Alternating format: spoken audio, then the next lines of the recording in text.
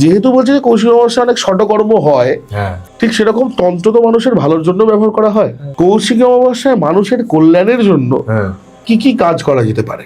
কারো মাঙ্গলিক দোষ সেটা খণ্ডন করা যেতে পারে। ধর কারো ব্যবসা ডাউনফল চলছে, তাকে ঠিক করা যেতে পারে।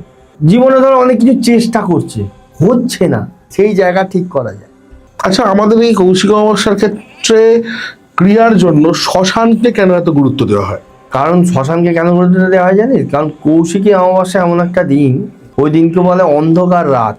কৌশিকী অমাবস্যার আগের দিনকেও বলা হয় অগস্ট চতুর্দশীকে, মানে অন্ধকার রাত। মানে ওই দিনকে চাঁদের আলোর পরিমাণ কম থাকে।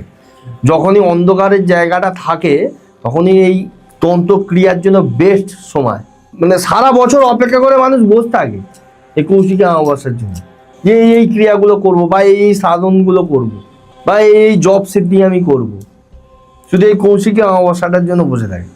এবারে কৌশিকী অমাবস্যা আমরা কেন পাই? কৌশিকী অমাবস্যা আমার ফ্রি হ্যান্ড থাকে। মানে ওই দুটো রাত, এক হচ্ছে কৌশিকী অমাবস্যার আগের দিন অঘোর চতুর্দশী, আর হচ্ছে কৌশিকী অমাবস্যা। তুই যে কোনো ক্রিয়া যদি সঠিক পদ্ধতিতে করতে পারিস সব হবে।